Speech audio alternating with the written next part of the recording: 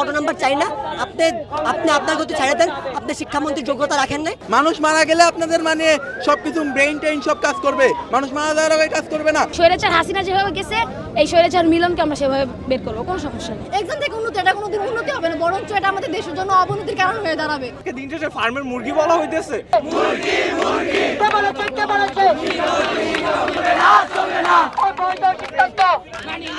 ওনারা 3 দফা মানা লাগবে না। উনি যেহেতু আগামীকাল পরীক্ষা স্থগিত করে না, ওনারা 3 দফা মানা লাগবে না। আমরা এখন 1 দফা ওনারা পদত্যাগ করতে হবে। অযোগ্য শিক্ষামন্ত্রী আমাদের এখন পদত্যাগ করতে হবে। মানুষ মারা গেলে আপনাদের মানে সবকিছু ব্রেইন টেইন সব কাজ করবে, মানুষ মারা যাওয়ার আগে কাজ করবে না। উনি কি কোশ্চেনগুলো কঠিন কঠিন কোশ্চেন বানাই, তার মধ্যে ফিজিক্স পরীক্ষার আগে কোনোদিন দেখছেন একদিন বন্ধ দিতে? অর্থনীতি পরীক্ষার আগে একদিন বন্ধই নাই। এটা কি কোন ধরনের নাটক? এটা এইরকম নাটক ভাই আমরা চাই না ভাই। এই শিক্ষামন্ত্রী কোন হিসেবে গেছে? এই জনগণের ভোটেই তো গেছে। আর এই যে জুলাই আন্দোলন, এটা কারা করছে? এই আমাদের মতো স্টুডেন্টরা করছে। আর আমাদের মতো স্টুডেন্টের সাথে অবিচার করবে কোন হিসেবে? শুনছি রাজশাহী থেকে একজন শিক্ষার্থী নাকি পরীক্ষা খুব বাজে হওয়ার কারণে সুইসাইড করেছে এবং 20,000 প্লাস শিক্ষার্থী পরীক্ষা দিতে অংশগ্রহণ করতে পারে নাই। ওখানে ওনার কোনো সেন্স আছে? উনি কোনো শিক্ষামন্ত্রীর যোগ্যতা হওয়ার যোগ্য রাখে নাই। ওনার পদত্যাগ আজকেই চাই আমরা। পদত্যাগ কেন করবে না? শেখ হাসিনাকে পদত্যাগ করতে চাইছিল প্রথমে, আমরা কি লড়াই যাই নাই? 24শে জুলাইয়ের কথা তো কেউই বলিনি। দরকার হলে 24 জুলাই 26 জুলাইতে দেখা দিব, সমস্যা কি? কোনো সমস্যা নেই। পদত্যাগ করতে সে বাধ্য। আমেরিকা মানের পড়ালেখা করবেন, আমেরিকা মানের পড়ালেখা বাংলাদেশ হবে না, কারণ বাংলাদেশ আমেরিকা না, বাংলাদেশ বাংলাদেশ, যেখানে কোনো উন্নতি নাই, যেখানে কোনো সরকারের ঠিক নেই, যেখানে কারোরই কোনো ঠিক নেই। এটাই স্বৈরাচার হাসিনা যেভাবে গেছে, এই স্বৈরাচার মিলনকে আমরা সেভাবে বের করবো, কোনো সমস্যা নেই। উনি বলতেছে ওইটার মার্ক দিবে, যারা হয়েতে পারে না, যারা পারে না তাদের তো ওইটা দেয় নাই, তাদেরকে কি করবে? যারা না হয় দিছে ওইটা তাদেরকে মার্ক দিল। আমরা কি ক্ষতিপূরণ কি? আমরা পরীক্ষা আবার দিতে যাচ্ছি, পরীক্ষা আবার দিয়ে পরীক্ষা আগেরটা ক্যান্সেল, আবার নতুন করে হবে।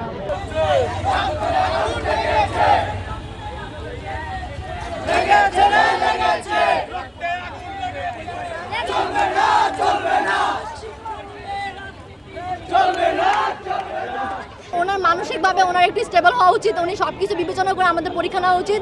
আমাদের বিগত সালগুলোতে যখন পরীক্ষা হয়েছে, তখন কখনো যে প্রাকৃতিক দুর্যোগের কারণে আমরা পরীক্ষা দিতে আসি নাই। আমাদের জানানো হয়েছে, আমাদের পরীক্ষা স্থগিত করা হয়েছে বা অন্য ধরনের স্টেপ নেওয়া হয়েছে। উনি আমাদের ব্যাপারে কোনো স্টেপ নেন নাই। উনি তো 2টা বোর্ডের এক্সাম অফ করে দিয়েছেন, কিন্তু আমাদের এখানে প্রচুর বৃষ্টি ছিল ওই দিন 13 তারিখে, মেনলি প্রচুর বৃষ্টি ছিল। ইনফ্যাক্ট আমরা হাইটে যেতে পারি না দেখে একটা ব্যান গাড়িতে পা উঠায় তারপরে গেছি, এত পানি ছিল। তো আমরা চাই না যে এরকমভাবে আমরা পরবর্তীতে এক্সামগুলো দিই। আমরা কখনো চাই না এরকম এক্সাম আমরা দেই। আমরা চাই এটা একটা সংস্করণ হোক, আর আমরা পরবর্তীতে খুব ভালো একদম সুষ্ঠুভাবে আমরা এক্সাম দিতে চাই।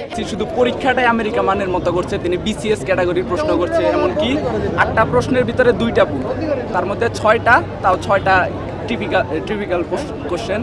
এই কোশ্চেন যদি ছাত্ররা, অনেক ছাত্রই আছে দুর্বল কিছু পাস করার মতো, আবার এই ফিজিক্স পরীক্ষা এইটার উপর তাদের ভবিষ্যৎ নির্ভর করে, কারণ এই ফিজিক্স পরীক্ষায় অ্যাডমিশনে অনেকটা প্রভাব ফেলে।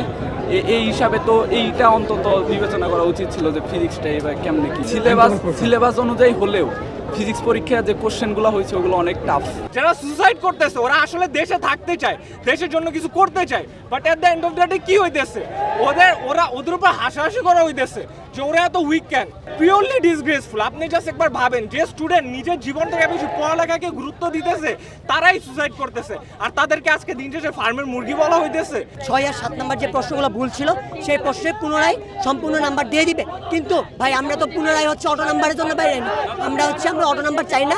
আপনি আপনার গতি ছাড়ে দেন। আপনি শিক্ষামন্ত্রীর যোগ্যতা রাখেন নাই। আপনার শিক্ষা মন্ত্রণালয় চালাতে হবে।